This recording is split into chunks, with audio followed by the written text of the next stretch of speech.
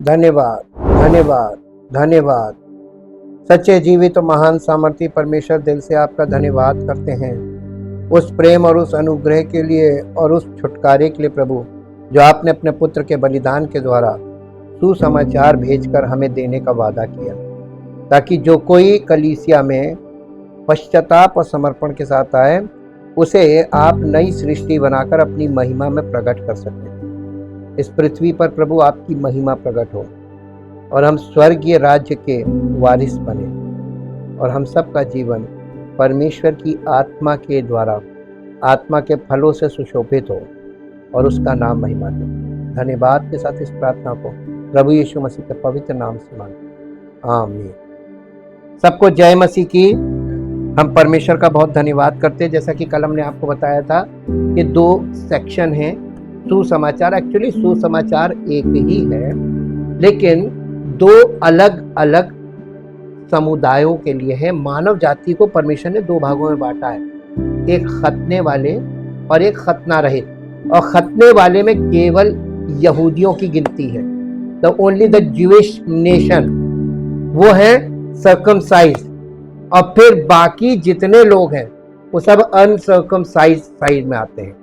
तो ये सुसमाचार इन 2 अलग अलग सेक्शंस के लिए है। तो थोड़ा सा हम लोग इसमें और फाइन ट्यून करेंगे कि इनमें अंतर। जैसे पतरस को चुना था यहूदियों के लिए, पौलुस को चुना था अन्य जातियों के लिए। तो पौलुस कहाँ पौलुस क्या क्या बोल रहा है, वो हमारे लिए, अन्य जातियों के लिए बहुत इंपॉर्टेंट है। वही हमारा सुसमाचार है, वही हमारी शिक्षा है।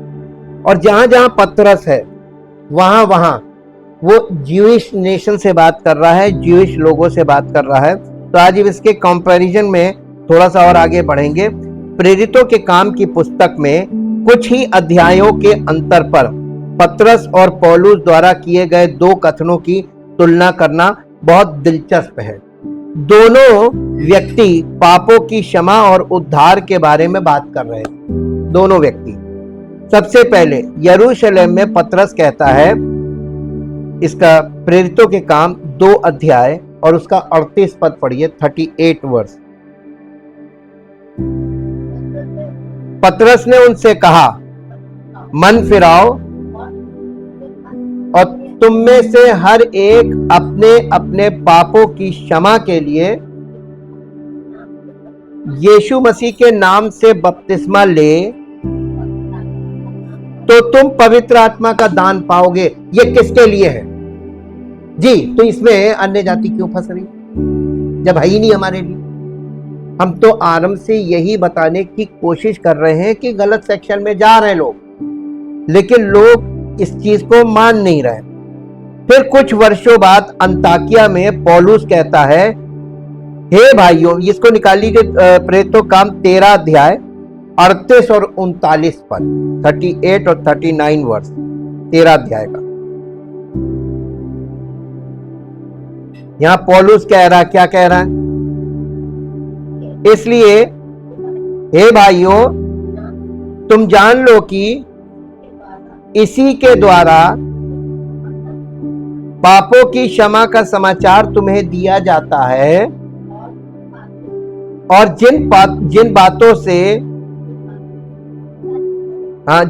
से तुम मूसा की व्यवस्था के द्वारा निर्दोष नहीं ठहर सकते थे, उन्हीं सब में सब विश्वास करने वाले उसके द्वारा निर्दोष ठहरते। किसके द्वारा? उसके उस बलिदान के द्वारा, ठीक, by the sacrifice of Jesus Christ. पेंतेकोस्त के दिन पतरस इजराइल के सारे घराने से बात कर रहा था। प्रेरितों के काम 2 अध्याय के 26 पद में वो इजराइल के सारे घराने से बात कर रहा था। ये पेंतेकोस्त के दिन पतरस के महान उपदेश का चरमोत्कर्ष है। इजराइल ने अपने मसीहा को अस्वीकार कर दिया था और पिलातुस के सामने नासरत के यीशु को सूली पर चढ़ाने की मांग की थी। लूका रचित सुसमाचार 23 अध्याय और उसका 21 पद पढ़ दीजिए। लूका 23 अध्याय का 21 पद। परंतु उन्होंने चिल्लाकर कहा, उसे क्रूस पर चढ़ा, क्रूस पर। उसने तीसरी बार उससे कहा, जी क्यों? उसने कौन सी बुराई की है? ये पिलातुस कह रहा है कि ये मैंने उसमें मृत्यु के दंड के योग्य कोई बात नहीं पाई, यानी क्लीन चिट हो रही गवर्नमेंट की तरफ से, इसलिए मैं उसे पिटवार कर छोड़ देता हूं। परंतु वे चिल्ला चिल्ला, कौन? यहूदी लोग चिल्ला चिल्ला के पीछे पड़ गए कि वो क्रूस पर चढ़ा जाए। तो यीशु मसीह को इन लोगों ने एक्सेप्ट नहीं। अब एक बात बताइए, यहां पर there are two comings of Jesus Christ. First coming किसके लिए थी? उन्हीं के लिए थी। क्या वो पहचान पाए? उन्होंने रिजेक्ट क्यों किया? क्योंकि वो पहचान नहीं पाए, पहचानने में फेल हो गए। या यूं कह लीजिए दूसरे शब्दों में कि वो जिस नजरिए से मसीहा के आने का इंतजार कर रहा था कि एक बड़ा राजा आएगा, प्रभावशाली, है ना, पॉलिटिकल साइड से, और वो आकर हमको रोमन से छुड़ाकर और इजराइल राष्ट्र को शासन करेगा, ये उनकी धारणा थी। और यीशु मसीह चरनी में जन्म लेकर नम्र व्यक्ति के रूप में, और ऐसे आया गधे पे, शांति का राजकुमार बनके, तो उनको कुछ शक सा होने लगा, ये नहीं हो सकता, ये नहीं हो सकता। पहली बार जब प्रभु यीशु मसीह इस पृथ्वी पर राजा के रूप में आया था, तो वो किसके लिए आया था? यहूदियों के लिए आया था। इसीलिए जब यहूदियों के लिए जो सुसमाचार है, वो मत्ती रचित सुसमाचार, उसमें यीशु मसीह को रॉयल लाइन पे अब्राहम का वंश, यानी राजाओं का वंश उसमें दिखाया जा रहा है। उसी में दाऊद का वंश भी है और सुलेमान का भी है, दाऊद का बेटा, उसी से यीशु मसीह आ रहा, राजा के वंश से। और उसके बाद भी इन लोगों ने उसे एक्सेप्ट नहीं किया। कुछ कंफ्यूजन इनके अंदर था, because they miss the word of God. परमेश्वर के लिखित वचन को, परमेश्वर के भविष्यवाणियों को वो मिस कर गए, इसलिए वो त्रुटि में चले गए। और त्रुटि के अनुसार उन्होंने अपने शास्त्रों से मसीह के बारे में जो जानकारी उनके पास थी, वो झूठी जानकारी थी, क्योंकि यीशु मसीह के आने से पहले झूठे भविष्यवक्ताओं ने इनको भ्रमित कर दिया था। This is the main reason कि जब वो आया ते पहचान नहीं पाए, क्योंकि मलाकी के बाद 400 साल का गैप है मत्ती और मलाकी के बीच में। 400 साइलेंट पीरियड कहलाता है वो, कि 400 साल ना तो कोई भविष्यवाणी हुई, ना कुछ, ब्लैंक। और अचानक से मसीह आ गया, भविष्यवाणी हुई और उद्घोषणा हुई और यीशु मसीह आया, चरनी में जन्म हुआ।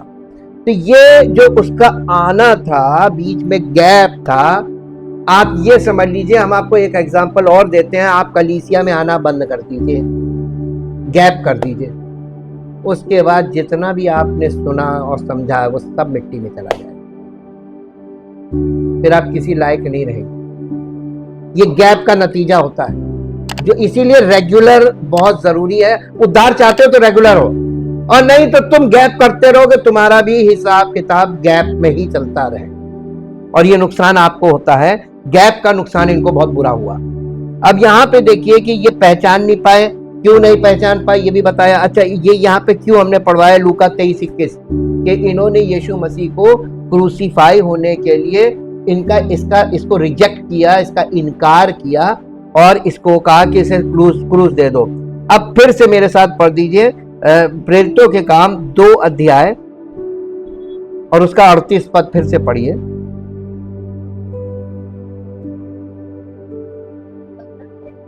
पतरस ने उनसे कहा, मन फिराओ और तुम में से, अब ये बताइए इन्होंने क्या पाप किया था? इन्होंने बहुत भयानक पाप किया, यीशु मसीह का इनकार कर दिया। पहली चीज, उसे पहचाना नहीं, पहला पाप। दूसरा पाप कि उसको रिजेक्ट किया, उसका इनकार किया, क्योंकि वो उनको नहीं मालूम कि यही है, और वो अभी भी मसीहा की इंतजार में। जी। अब उनके लिए क्या रखा मालूम परमेश्वर? अब भविष्यवाणियों का काम आता है उनके लिए। अभी इसीलिए परमेश्वर उनको छोड़ दिया, इजराइलियों को छोड़ दिया। अब वो अन्य जाति पे इसलिए काम कर रहा है क्योंकि ये जिस प्रकार के मसीहा का इंतजार कर रहे थे, जिसके कारण इन्होंने यीशु मसीह का इनकार किया था, वो पॉलिटिकल किंग होगा। और यहां से जो दुनिया में शांति स्थापित कराएगा, झूठी शांति स्थापित कराएगा, वो झूठा मसीहा होगा। और ये उसके बाद छाती पीटेगा।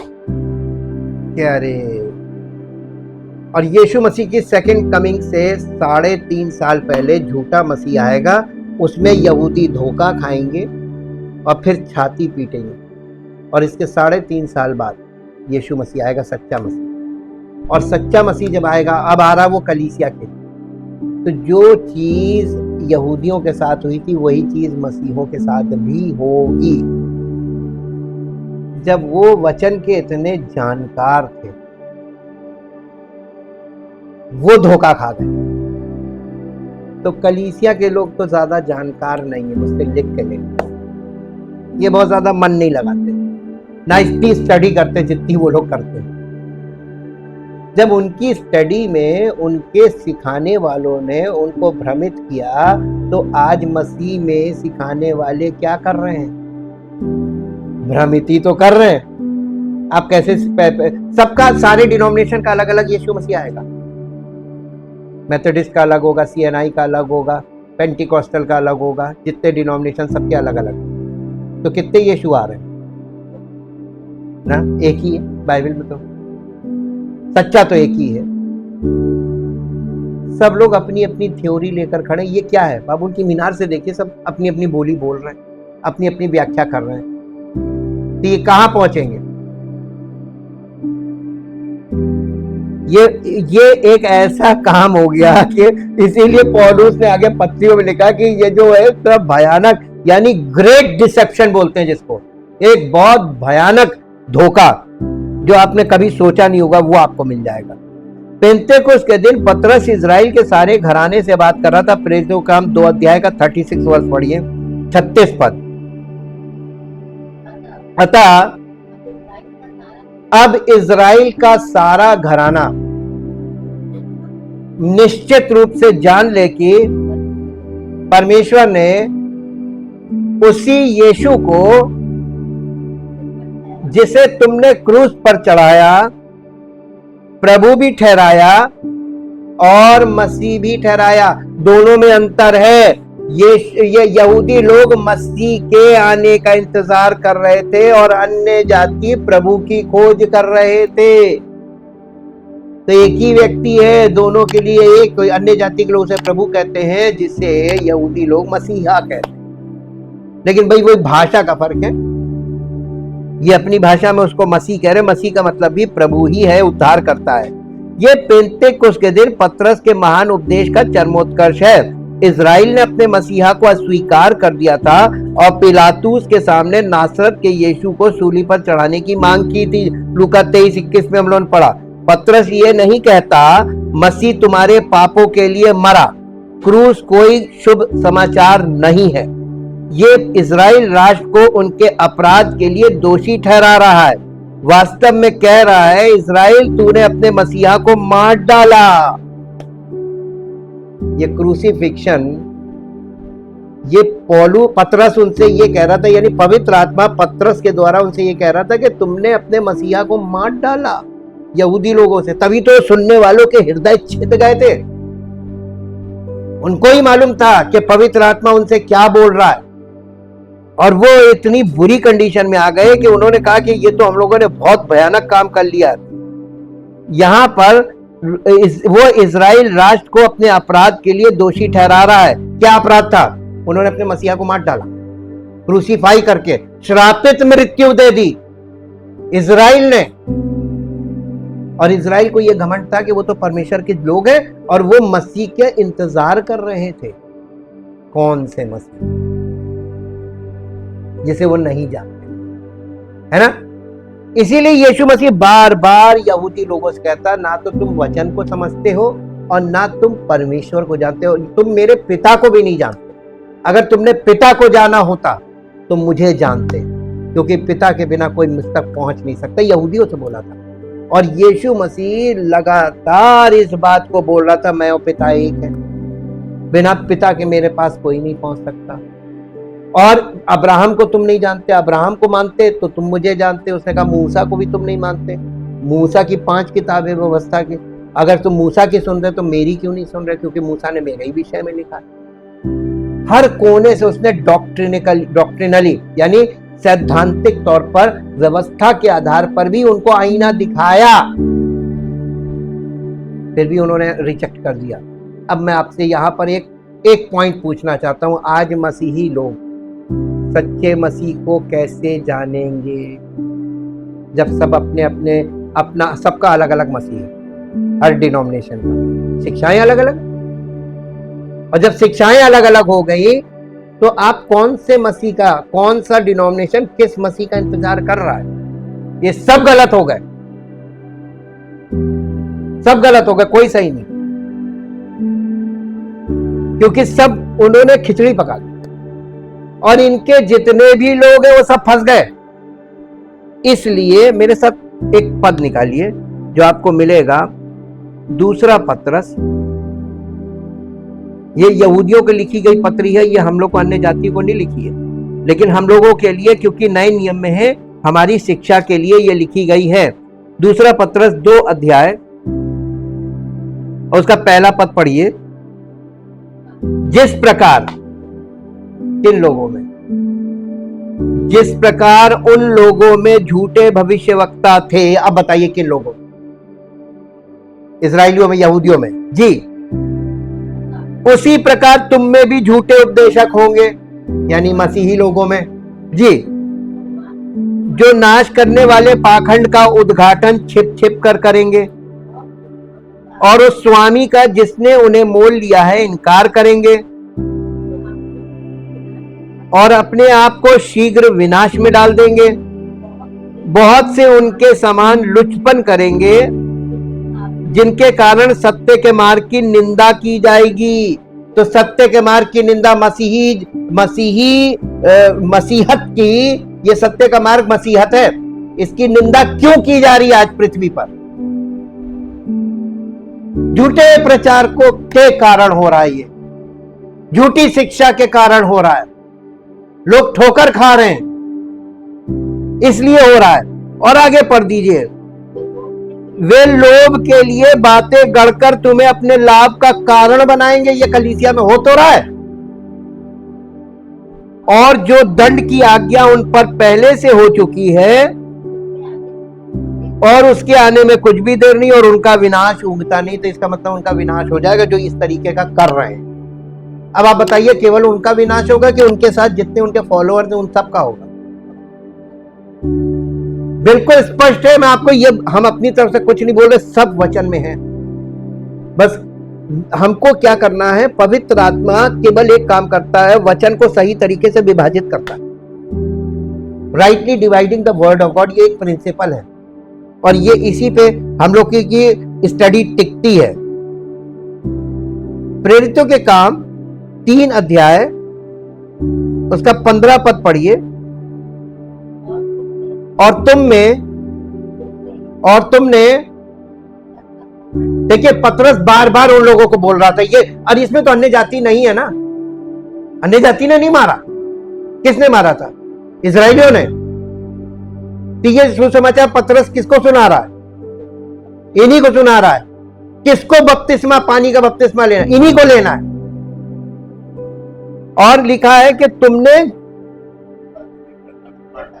जीवन के कर्ता को मार डाला। इसके बाद आप पढ़ दीजिए, जी, जिसे परमेश्वर ने मरे हुओं में से जिलाया और हम इस बात के गवाह हैं। 4 अध्याय 10 पद पढ़ दीजिए। प्रेरितों काम 4 अध्याय 10 पद है? तो तुम सब और सारे इजरायली जान ले कि यीशु मसीह नासरी के नाम से, जिसे तुमने क्रूस पर चढ़ाया, परमेश्वर ने मरे हुओं में से जिलाया, ये मनुष्य तुम्हारे सामने भला चंगा खड़ा है, ये वही पत्थर है। यीशु मसीह के बारे में कह रहा है, ये वही पत्थर है जिसे तुम राजमिस्त्रियों ने तुच्छ जाना, ये रिलीजियस लीडर्स ने इसको तुच्छ जाना, और वो फाउंडेशन स्टोन बन गया, the first corner stone of the foundation, वो बन गया वो, यानी उसी से फाउंडेशन शुरू हो रही है और तुम लोग इससे आउट हो गए। इसके बाद 5 अध्याय 30 पद पढ़ दीजिए, प्रेरितों के काम 5 अध्याय का 30 पद। जी, हमारे बाप दादों के परमेश्वर ने यीशु को जिलाया, जिसे तुमने क्रूस पर लटका कर मार डाला, उसी को परमेश्वर ने प्रभु और उद्धारकर्ता ठहराकर अपने दाहिने हाथ पर उच्च कर दिया, कि वो इजरायलियों को मन फिराव की शक्ति और पापों की क्षमा। अब कौन उनको पापों की क्षमा देगा? जिसको उन्होंने मार डाला वही उनको क्षमा करेगा। न्याय कौन कर रहा है? यीशु मसीह। अब वो यहां पर आकर अटक गए। यहां पश्चाताप का अर्थ है उस मनुष्य यीशु को जिसे उन्होंने सूली पर चढ़ाया था, प्रभु यानी परमेश्वर का पुत्र और मसीह यानी मसीहा दोनों के रूप में स्वीकार करना। प्रेरितों के काम 2 अध्याय के 36 पद में। फिर पतरस पापों की क्षमा के लिए पश्चाताप में जल बपतिस्मा जोड़ता है पद 38 में, और वे पवित्र आत्मा प्राप्त करेंगे पेंतेकुस्त के दिन। प्रेरित पतरस ने यही संदेश दिया था। तो ये संदेश किसके लिए था? ये सुसमाचार था यहूदियों। अब स्पष्ट हो गया ना? अब स्पष्ट हो गया। इसके विपरीत पौलुस का कर्मों से रहित विश्वास द्वारा धर्मी ठहराए जाने का संदेश है। अब पौलुस का जो अन्य जातियों के लिए सुसमाचार लेकर आया, उसके सुसमाचार की एक खासियत है, इसमें कोई शारीरिक क्रिया नहीं जुड़ी। जो लोग लंबे समय से मेरा विरोध इसी बात पे कर रहे हैं कि हम गलत बता, वो बाइबल यीशु मसीह को भी लोग गलत बोल रहे थे, पवित्र आत्मा से प्रेरित लोगों को गलत बोल रहे थे। उन्होंने सही बोला किसको? खुद को सही मानते हैं, बाकी सब गलत। जो अपने मन की कर रहे हैं और गलत कर रहे हैं, वो अपने आप को सही ठहराने के लिए दूसरे को आसानी से अज्ञानी लोगों के सामने गलत ठहरा देते। और इसमें मालूम गलती किसकी है? लोगों की। लोग गलत व्यक्ति को ग्रहण कर रहे हैं और सही का विरोध कर रहे हैं। यह है खास बात। परमेश्वर यही तो, यहां से परमेश्वर परीक्षा ले रहा सबकी कि कौन गलत सेक्शन में बैठा हुआ है और गलत व्यक्ति को सही और सही व्यक्ति को गलत ठहरा रहा। एक मेरे साथ एक पद निकालिए जो आपको मिलेगा, यशाया नबी की पुस्तक। इस युग के विषय में यहां पर एक भविष्यवाणी है। यशाया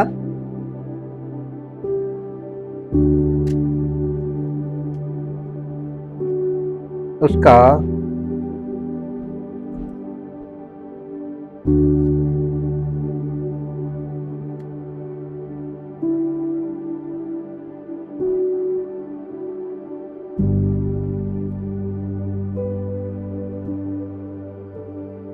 अध्याय है,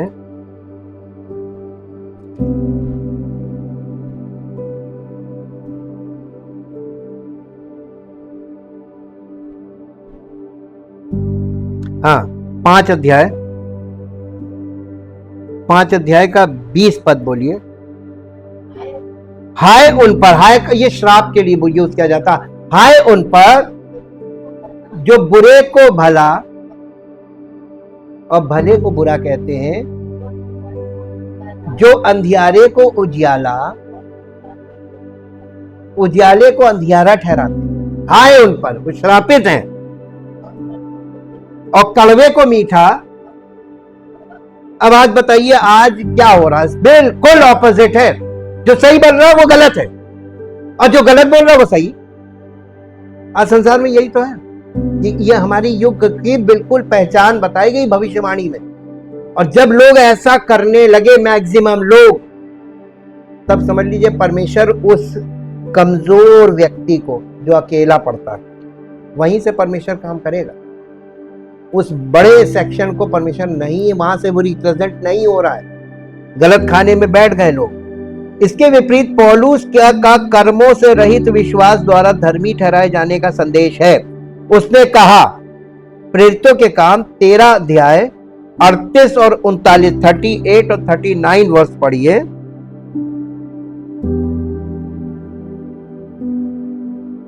(38, 39 वर्ष। इसलिए हे भाइयों, तुम जान लो कि इसी के द्वारा पापों की क्षमा का समाचार तुम्हें दिया जाता है, और जिन बातों में तुम मूसा की व्यवस्था के द्वारा निर्दोष नहीं ठहर सकते थे, उन्हीं सब में हर एक विश्वास करने वाला उसके द्वारा निर्दोष ठहरता है। फिर इसके बाद क्या लिखा है? इसलिए चौकस रहो, ऐसा ना हो कि जो भविष्यवक्ताओं की पुस्तक में आया है तुम पर भी आ पड़े। और आगे लिखा है, हे निंदा करने वालों, देखो और चकित हो और मिट जाओ, क्योंकि मैं तुम्हारे दिनों में एक काम करता हूं, ऐसा काम कि यदि कोई तुमसे उसकी चर्चा करे तो तुम कभी विश्वास ना करोगे। उनके बाहर निकलते समय लोग उनसे विनती करने लगे कि अगले सबत के दिन हमें ये बातें फिर से सुनाई जाए। यानी आज जो लोग कर रहे हैं ना, सच्चाई को एक्सेप्ट नहीं कर रहे हैं, पौलुस की शिक्षा को नहीं एक्सेप्ट कर रहे हैं, पतरस वाली बात में वो यहूदी वाले सेक्शन में घुस रहे हैं। वहां क्रियाएं है ना, शारीरिक क्रियाएं, और अन्य जाति शारीरिक क्रियाओं की आदी होती, वो छोड़ती नहीं। ये एक मनोरोग है। इसीलिए उसने यिर्मयाह में लिखा है कि हृदय में एक असाध्य रोग लगा। यही है मनोरोग, कि हमें कुछ करना है शरीर से, हम बेचैन होते हैं, टेंशन होती है तो हम दुआ करते तो लगता है प्रभु कुछ कर देगा। अंधविश्वास है, ये नहीं करता है, वो नहीं करता है, लेकिन मन को आपके शांति मिलती है, हमने प्रार्थना करी, अब प्रभु अनुग्रह कर देगा। कौन बड़ा हुआ? प्रार्थना पहले आप करना, तब प्रभु काम कर रहा, तो प्रभु तो सेकेंडरी, पहले तो आप हो गए ना। ये मनोरोग है कि नहीं है? आप उसको बताएंगे तब वो कुछ करेगा, तो ये अनुग्रह कहां हुआ? ये तो आपकी पहल आप कर रहे हैं, परमेश्वर से पहुंच बना रहे हैं प्रार्थना करके। तो ये कौन सा है? ये मूसा की व्यवस्था वाला आ गया। आप व्यवस्था की क्रिया कर रहे हैं और आपको पता ही नहीं, अज्ञानता में कर रहे हैं, आदत पड़ गई। पहले भी शारीरिक क्रिया करते थे और अभी भी शारीरिक क्या करते, बस तरीका बदल गया। लेकिन हृदय नहीं बदला, जिंदगी नहीं बदली, चरित्र नहीं बदला, व्यवहार नहीं बदला, बोली नहीं बदली, लेकिन तरीका बदल दिया। अब हम प्रभु यीशु मसीह के नाम से प्रार्थना कर तो वही रहे ना, अंधविश्वास, जिन्हें हम ठीक से जानते नहीं, जिनसे हमारा कोई संबंध नहीं, उनके सामने हम लिस्ट खोल के रख रहे हैं। अंधविश्वास है कि नहीं, बताइए। अभी भी नहीं समझ में आया, मुझसे आप बात कीजिएगा। ये भलाई इस रीति से प्रकट करता है, नहीं, ये पौलुस के क्रूस के सुसमाचार संदेश के अनुरूप है, जो उसे शुभ समाचार बताता है। परंतु परमेश्वर हम पर, ये पढ़ दीजिए रोमियो की पत्री 5 अध्याय का 8 पद, रोमियो की पत्री 5 अध्याय का 8 पद। यहां पे पौलुस क्रूस के सुसमाचार संदेश के अनुरूप अपने सुसमाचार, जो पौलुस का सुसमाचार है वो क्रूस के सुसमाचार के अनुरूप है। परंतु परमेश्वर हम पर अपने प्रेम की भलाई इस रीति से प्रकट करता है कि जब हम पापी ही थे तभी मसीह हमारे लिए मरा। हमें पता भी नहीं था, अन्य जाति को कहाँ मालूम था मसीह हमारे लिए मरा। हम पापों में थे, हम पापी थे और वो हमारे लिए मर गया। हम अज्ञानता में थे, हमें नहीं मालूम हमारे लिए मसीह मरा, वो तो यहूदियों के लिए मरा था। पौलुस यही सुसमाचार कह रहा, नहीं तुम्हारे लिए भी। उन्होंने तो रिजेक्ट कर दिया था, इसे क्रूस दो। तो अन्य जाति को गुड न्यूज दे रहा है कि अब तो प्रभु तुम्हारे लिए हो गया ना, उन्होंने रिजेक्ट कर दिया, आप किसका रहा? अन्य जाति अगर ग्रहण कर ले तो उसका है, नहीं तो वो तो परमेश्वर का पुत्र तो है ही है, और वो राजाओं का राजा तो है ही है। उसके पद में कोई कमी आई? किसी के रिजेक्ट करने से, किसी के एक्सेप्ट करने से उसके पद में कोई कमी आई? उसकी शान में कोई कमी आई? कोई नहीं कमी आई। नुकसान हमारा होता है। ये चीज लोग जितनी जल्दी समझ जाएं उतनी जल्दी आपका उद्धार है। पौलुस का संदेश है, और वो संदेश आपको मिलेगा 1 कुरिन्थियों 15 अध्याय 3 और 4 पद। ये पौलुस का संदेश है। इस कारण मैंने सबसे पहले तुम्हें वही बात पहुंचा दी जो मुझे पहुंची थी। पवित्र शास्त्र के वचन के अनुसार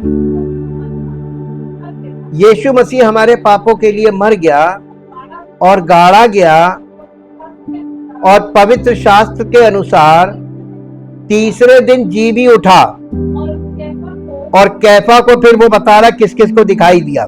आज सुसमाचार पर विश्वास करने के बाद पवित्र आत्मा प्राप्त होता है, और उद्धार कर्मों से रहित अनुग्रह द्वारा, विश्वास के द्वारा दिया गया उपहार है। देखिए, आज सुसमाचार पर विश्वास करते ही पवित्र आत्मा मिल जाता है। ये पौलुस के सुसमाचार के आधार पर है, पतरस के नहीं। ये केवल अन्य जातियों के लिए है। और आज अन्य जाति लोग गलत शिक्षा में गए, जहां पर पहले उनको पानी का बपतिस्मा, फिर उसकी शिक्षा, फिर पानी का बपतिस्मा, फिर उसके बाद उनको ठहरना पड़ता है। फिर वो जब वो, लेकिन यहाँ पर देखिए ना, आप पौलुस क्या समझा रहा है, कितना सरल। कुछ नहीं करना, एक क्रिया नहीं करनी। सेफ का मतलब विदाउट एनी वर्क, फ्री, और गिफ्ट है। तो अन्य जाति को तो गिफ्ट मिल रहा है ना, गिफ्ट नहीं चाहिए। हमको तो आदत पड़ी, हमको तो काम बताओ। हमारा जी घबराने लगता है जब टेंशन करते, चिंताएं होती है, तो हमारा मन करता है बस कहीं पे जाए, वहां पर परमेश्वर के नाम से प्रार्थना कर दी जाए। ये मनोरोग है, ये मनोरोग है। शायद मेरी बात आपको बुरी लग रही हो, ये मनोरोग है। ये आपका मन ये सोचता है कि प्रार्थना करने से आपकी समस्या का समाधान हो जाएगा। ये गलत है, ये नहीं हो सकता। पश्चाताप और समर्पण करने से परमानेंट सॉल्यूशन हो जाता है कि परमेश्वर आपको अपना बेटा बेटी बना लेता है।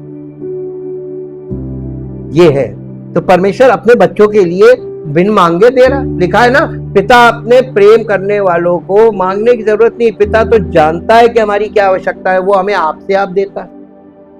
अब बताइए लोग क्या कर रहे हैं? दो तरीके के लोग हैं। एक, जिनको ये मालूम, जो बॉर्न अगेन हो गए, उनको मालूम है प्रभु देता है, धन्यवाद कर रहे हैं। दूसरे मांगने में लगे पड़े, मांगने में लगे पड़े, और दूसरों को भी जुटाए पड़े कि दुआ दुआ दुआ दुआ। क्या हो? इतनी तो पौलुस ने कही भी नहीं, प्रार्थना का तो कहीं चर्चा भी नहीं की उसने सीधे सीधे सुसमाचार सुनाया, और सीधे सीधे बार बार बार बार स्वर्गीय राज्य के बारे में बताया। और लोग कहाँ ये खिचड़ी पका दी, आधा इधर का ले लो, आधा उधर का दे दो। ऐसे नहीं होगा। ये यहां पर आपको और हमको समझने को मिल रहा है। यहां पर पौलुस का संदेश है उसके अनुग्रह से, उस छुटकारे के द्वारा। देखिए, पौलुस क्रूस के सुसमाचार संदेश के अनुरूप है। पौलुस का सुसमाचार जो उसे शुभ समाचार बनाता है, परंतु परमेश्वर हम पर अपने प्रेम की भलाई इस रीति से प्रकट करता है कि जब हम पापी थे तभी मसीह हमारे लिए मरा। पौलुस का संदेश है उसके अनुग्रह से, उस छुटकारे के द्वारा जो मसीह यीशु में है, सेतमेत धर्मी ठहराए जाते। सेतमेत का मतलब विदाउट एनी वर्क। रोमियो की पत्री 3 अध्याय 24-25, यानी 24 से 28 तक पढ़ दीजिए। 24 से 28 तक 3 अध्याय, रोमियो 3 अध्याय जी। परंतु उसके अनुग्रह से, किसके अनुग्रह से? किसके अनुग्रह से? यीशु मसीह के अनुग्रह से। परमेश्वर पिता का प्रेम, प्रभु यीशु मसीह का अनुग्रह। तो अनुग्रह हमेशा grace is from Jesus Christ. उसके अनुग्रह से मतलब प्रभु यीशु मसीह के अनुग्रह से, उस छुटकारे के द्वारा जो मसीह यीशु में है, सेत मेत धर्मी ठहराए जाते हैं। जिसे परमेश्वर ने उसके लहू के कारण एक ऐसा प्रायश्चित ठहराया जो प्रार्थना करने से, ठीक से पढ़िए, यही लिखा है।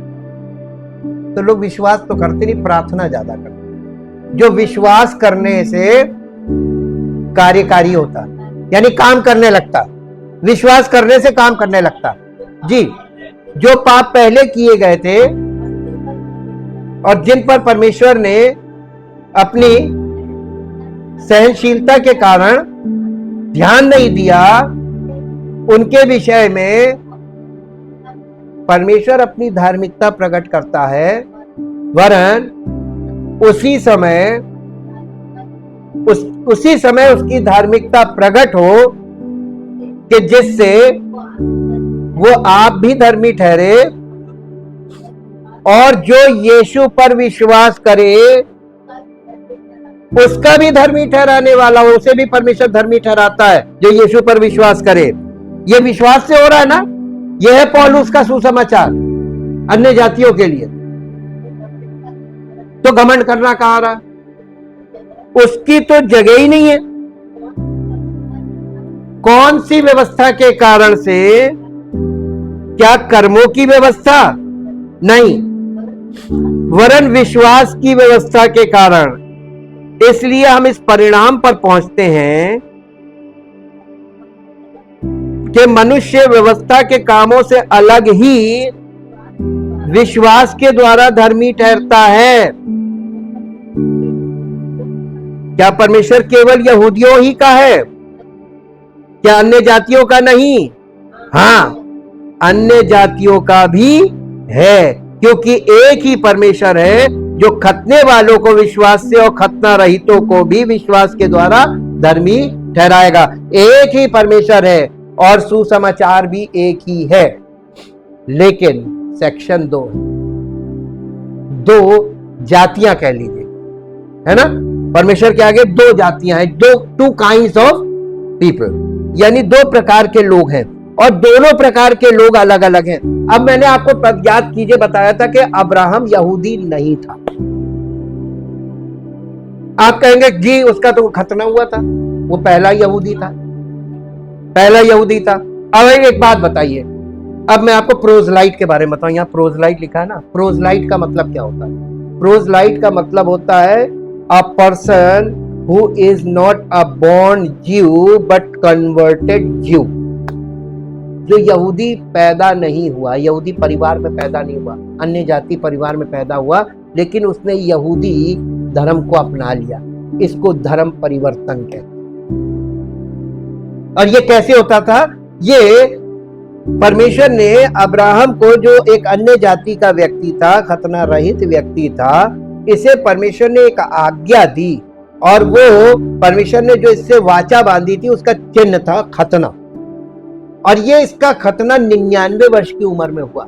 अब आप बाइबल में दिखा दीजिए, व्यवस्था के अनुसार बच्चा पैदा होता है जब यहूदी परिवार में 8वें दिन खतना हो जाता है। और आप पूरे थ्रू आउट हिस्ट्री बताइए किसका खतना 99 वर्ष की उम्र में हुआ? इसी का हुआ, केवल अब्राहम का। ही इज अ कन्वर्टेड ज्यू। इसका मतलब ये अन्य जाति भी था और यहूदी भी था। इसको परमेश्वर ने दोनों सेक्शन के लिए एक चीज बनाई। यीशु मसीह भी वैसे ही, वह अन्य जाति के लिए भी है और यहूदियों के लिए भी है। ठीक, हाफ ज्यू बोल सकते हैं आप। ये कन्वर्टेड का मतलब, प्रोजलाइट का मतलब हाफ ज्यू। ये धर्म परिवर्तन इसको बोला गया। और इसके लिए आप एक पद निकाल के पढ़ सकते हैं, मत्ती रचित सुसमाचार और उसका 23 अध्याय का 15 पद पढ़िए। 23 अध्याय और उसका 15 पद। यहां यीशु मसीह कुछ कह रहे हैं। हे कपटी शास्त्रियों और फरीसियों, ये रिलीजियस लीडर्स को कपटी बोल रहे हैं यीशु मसीह, और ये शास्त्री फरीसी हैं, ये ज्यूइश लीडर्स हैं। हे कपटी शास्त्रियों फरीसियों, तुम पर हाय, तुम एक जन को अपने मत में लाने के लिए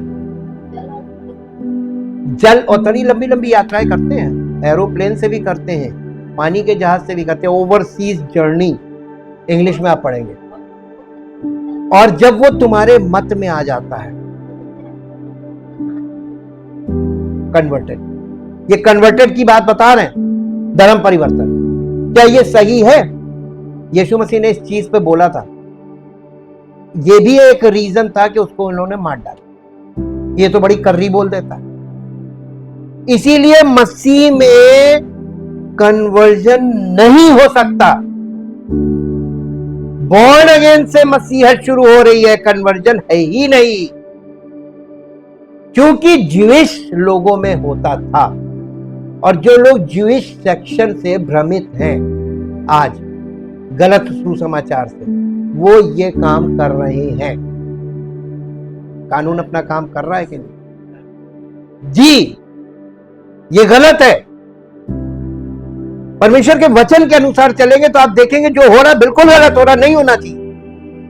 आप किसी को जबरदस्ती भ्रमित करके या उसके मजबूरी का फायदा उठा के या उसको लाभ पहुंचाकर आप अपने मत में उसको परिवर्तित कर रही है, गलत है। परमेश्वर नहीं एक्सेप्ट करता। राइट वे से आओ, तब परमेश्वर आपको ग्रहण करेगा, आपका स्वागत भी करेगा। रॉन्ग वे से आओगे, एक्सेप्ट भी नहीं करेगा, रिजेक्ट कर देगा। और ना तुम इधर के रहोगे ना उधर के रहोगे, कहीं के नहीं। ये यहां पे आपको अभी एक चीज और दिखाते हैं। प्रेरितों के काम उसका पहला अध्याय, प्रेरितों के काम उसका पहला अध्याय, मैंने इसका पहला एग्जांपल आपको बता दिया ना, कौन था? अब्राहम। पहला अध्याय इसका 10 पद पढ़िए।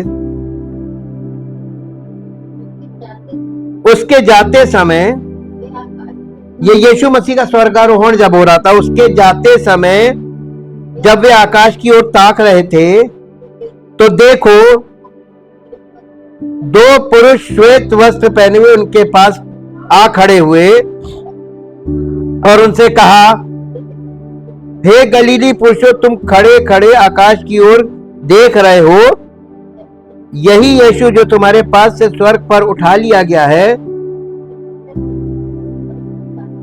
जिस रीति से तुमने उसे स्वर्ग को जाते देखा है, उसी रीति से वो फिर आएगा। तो यहां पर मालूम है, यहां पर जो लोग खड़े थे इसमें यहूदी भी थे और कौन थे मालूम है? कन्वर्टेड ज्यूज भी थे। और इसके बाद और दिखा देते 2 अध्याय में, 2 अध्याय ये प्रेरितों का काम 2 अध्याय उसका 11 और 12 पद पढ़ दीजिए। अर्थात और यहूदी मत धारण करने वाले क्रेती और अरबी भी हैं, परंतु अपनी अपनी भाषा में उनसे परमेश्वर के बड़े बड़े कामों की चर्चा सुनते हैं। और वे सब चकित हुए और घबरा कर एक दूसरे से कहने लगे, ये क्या हो रहा है? परंतु दूसरों ने ठट्ठा करके कहा, वे तो नई मदिरा के नशे में चूर है। तो यहाँ पर जो लोग थे ये कई देशों के लोग थे, यहूदी थे, लेकिन इनमें कन्वर्टेड ज्यूज भी थे। अब आप देखिए यहाँ पे कोई कन्वर्टेड प्रोजलाइट आपको दिखाई दे रहा है? यहाँ बॉर्न अगेन से शुरू यहाँ हो ही नहीं सकता, वो एक्सेप्ट ही नहीं करेगा, कोई पहुंच नहीं सकता स्पिरिचुअल। ये फिजिकल था, ये स्पिरिचुअल है। एक्चुअल में स्पिरिचुअल में बॉर्न अगेन।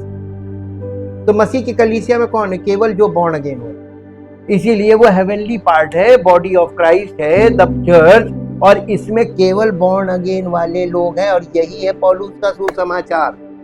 और जब लोगों ने देखा कि ये तो प्रभु की इच्छा के अनुसार काम होगा, उन्होंने अपना काम इस सेक्शन से शुरू कर दिया। यही है गलत शिक्षा, यहां पे गलत हो रहा है और ये नहीं होना चाहिए।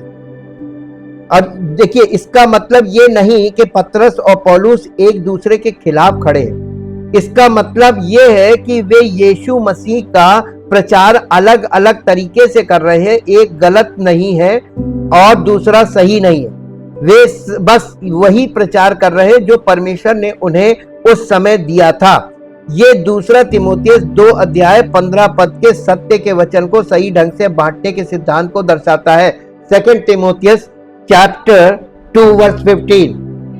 अपने आप को परमेश्वर का ग्रहण योग्य और ऐसा काम करने वाला ठहराने का प्रयत्न कर, जो लज्जित होने ना पाए और जो सत्य के वचन को, यानी जो ये पवित्र शास्त्र है, इसके सत्य के वचन को ठीक रीति से यानी राइट कॉन्टेक्स्ट में इसका इस्तेमाल करता हूं और सही तरीके से सिखाता हूं, भ्रमित करके नहीं। और यहां पर देखिए ये पद जो है ये एक प्रिंसिपल है, और जो लोग पवित्र आत्मा के वश में होंगे केवल वही ये काम कर पाएंगे। बाकी लोग भ्रमित होंगे और भ्रमित करेंगे। जिसकी जैसी मनोदशा होगी वैसे ही उसका प्रचार होगा, वैसे ही उसका जीवन होगा। यहाँ पे ये सत्य के वचन को सही ढंग से डिवाइड करना या बांटना ये सिद्धांत है। बाद में पौलुस का उद्धार हुआ और उसे अन्य जातियों को कर्मों के सुसमाचार के अलावा बिना किसी भेद के उद्धार दिया गया। वो इजराइल के पतन और ह्रास का के माध्यम से उद्धार की बात करता है। रोमियो की पत्री उसका 11 अध्याय उसका 11 से 15 पद तक पढ़िए। रोमियो की पत्री 11 अध्याय और उसका 11 से 15 पद।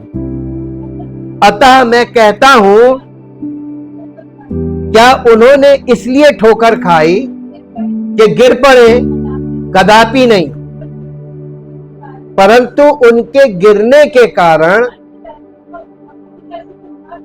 अन्य जातियों, अगर वो ना गिरे होते, मान लीजिए पहले फर्स्ट कमिंग में यीशु मसीह को एक्सेप्ट कर लिया होता, ना गिरे होते तो हमारा उद्धार होता था नहीं ना।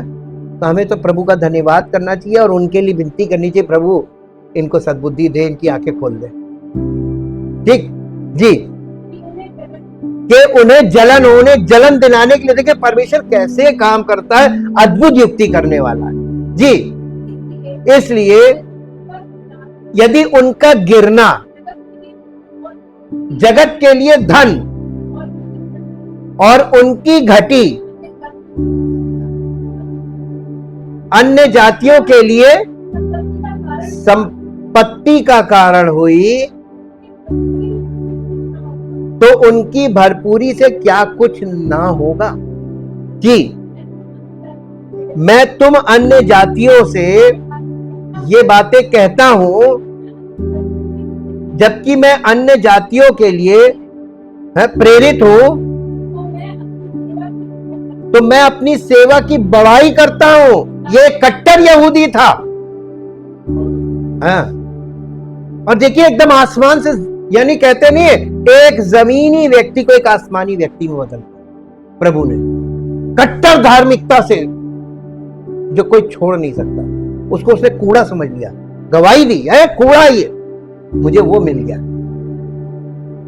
जीवन देने वाला प्रभु मिल गया, क्षमा करने वाला प्रभु मिल गया, अनंत जीवन देने वाला मिल गया। हम पर तो बहुत अनुग्रह हो गया, हमें अब इसकी जरूरत नहीं है रिलीजन की, जो हमें रोज एक आसरा देता है कि चलो लगे रहो प्रभु में, एक दिन सुन लेगा, एक दिन सुन लेगा। यही है रिलीजन। ये आपको ढाढ़स बंधाता बस। देखिए जब आपको प्रभु मिल गया, जब सूर्य उदय हो गया, तो क्या दीपक की जरूरत पड़ती है, टॉर्च की जरूरत पड़ती है, दिए की जरूरत पड़ती है? लोग दिया में फंसे हुए। सूर्य उदय हो गया, ये फर्क है मसीह में और रिलीजन। रिलीजन एक दिया है और यीशु मसीह सूर्य। जिसके जीवन में सवेरा हो गया, उसको अब ये रात की छोटी लाइट की जरूरत नहीं है। अब हमें प्रभु मिल गया, तो हमारा जीवन प्रकाशमान होना चाहिए। जीवित तो महान सामर्थी परमेश्वर, हम आपका दिल से धन्यवाद करते हैं आपके पवित्र वचनों के लिए और पवित्र आत्मा की सहायता के लिए। वो हमें ये सिखा रहा है कि आपके वचन में सब कुछ ऐसे लिखा हुआ है कि एक सीरीज में कुछ भी नहीं है। तो ये वो पुस्तक नहीं है जिसे एक सिरे से पढ़ा जाए, ये वो पुस्तक है जिसे पवित्र आत्मा के निर्देश के अनुसार इसको पढ़ा जाए और रेफरेंस टू कॉन्टेक्स्ट, संदर्भ के अनुसार इसका अध्ययन करें, ताकि हमें सब बातें स्पष्ट हो और वो सत्य प्राप्त हो जो पवित्र आत्मा के द्वारा इन वचनों में से हमें प्राप्त होता है, और हमारा जीवन प्रकाशमान हो, जिससे उस परमेश्वर की महिमा प्रकट हो और सारी महिमा आपको मिले। इस प्रार्थना को प्रभु यीशु मसीह के पवित्र नाम से मांगते हैं, आमीन। Praise the Lord.